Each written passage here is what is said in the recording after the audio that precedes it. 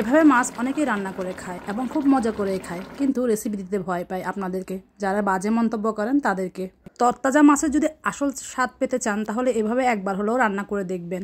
রান্নাটা খুব বেশি সহজ, আর সেই রান্নাটাই আমি আপনাদের সাথে শেয়ার করছি। মাত্রই রান্নাটা করেছি এবং এখনও আমার ঘরের সদস্যরা এই খাবারটা দিয়ে খাচ্ছে, আর সেই সময় আপনি ভিডিওটা এডিট করে আপনাদের সাথে শেয়ার করে দিচ্ছি। প্রথমে আমি এখানে 2টা পেঁয়াজ গ্রেট করে নিয়েছি, তারপরে একটা টমেটো শুধু পিওরিগুলো গ্রেট করে নিয়েছি, উপরে খোসাটা ফেলে দিয়েছি।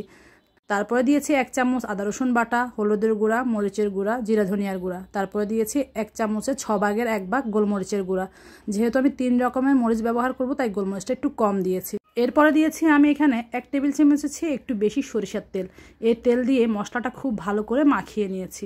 এখন আমি যে মাছগুলো রান্না করব সেগুলো ধুয়ে রেখেছিলাম, সেগুলো এখন দিয়ে দিয়েছি।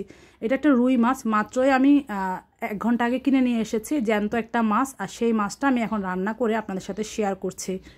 জ্যান্ত মাছ আনলে বেশিরভাগই আমরা এভাবে রান্না করি। মাছটা মেখে আমি 10-15 মিনিট রেখে দিয়েছি ঢাকনা দিয়ে। এখন জাস্ট আমি আগুনটা জ্বালিয়ে দিয়েছি। আগুন জ্বালিয়ে মাছটা প্রায় আমি 10 মিনিট পর্যন্ত কষিয়ে নিয়েছি, কিন্তু অন্য কাজ করছিলাম যে দেখে ঝোল একদম শুকিয়ে গিয়েছে।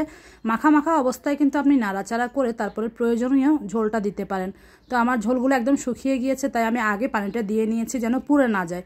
এরপরে দেখেন আমি মাছগুলো উল্টে পাল্টে দিচ্ছি। জ্যান্ত মাছ দেখলে আপনি বুঝবেন রান্না করলে এগুলো কেমন ফুলে ফুলে ওঠে।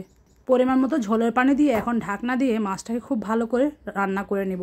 মাছগুলো যখন ফুটতে শুরু করেছে সে পর্যায়ে আমি 2টা টমেটো এভাবে দিয়ে দিয়েছি। অনেকে আছে তরকারির সাথে টমেটোগুলো খেতে খুব পছন্দ করে, যেমন সবজি দিয়ে আমরা মাছ রান্না করি, আলু, বেগুন, ফুলকপি, সেরকমই আমি টমেটোগুলো এরকম একটাকে 4 টুকরো করে দিয়েছি। তারপরে 2টা কাঁচামরিচ ফালিয়ে উপর থেকে দিয়ে দিয়েছি। কাঁচামরিচ ঝাল বুঝে দিতে হবে, এই কাঁচামরিচগুলো অনেক ঝাল, তাই আমি মাত্র 2টাই দিয়েছি।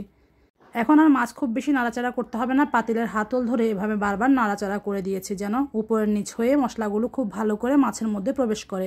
আর মাছটা যেহেতু আমরা প্রায় 15 মিনিটের মতো মেখে রেখেছি, মাছের মধ্যে এমনিতেই মশলাটা ঢুকে গিয়েছে।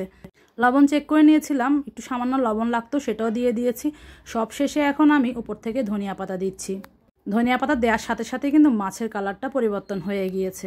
আমি যে পরিমাণ মশলা তেল দিয়ে রান্না করছি, যারা ডায়েট করছেন তারা অনায়াসে এই মাছটা খেতে পারবেন ঝোল সহকারে, কারণ ডায়েটে আমাদেরকে ঝোল খেতে নিষেধ করে। কিন্তু এখানে আমরা যে পরিমাণ তেল ইউজ করেছি এবং সরিষার তেল দিয়ে রান্না করছি, আপনি ঝোলটাও কিন্তু খেতে পারবেন। আর আমি কিন্তু এভাবেই খাই।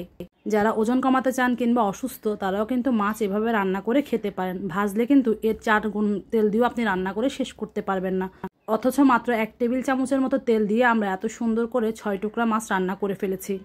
আশা করছি এই রেসিপিটি আপনাদের কাছে ভালো লাগবে। যদি ভালো লাগে অবশ্যই লাইক, কমেন্ট, শেয়ার করতে ভুলবেন না। আগুনটা নিভিয়ে দিয়েছি। এটা দিয়ে আপনি ভাত যেমন খেতে পারবেন, এতে আপনি ডায়েটেও খেতে পারবেন। আমার রান্না শেষ আজকে, তবে আমি বিদায় নিচ্ছি। সবাই ভালো থাকবেন। আল্লাহ হাফেজ।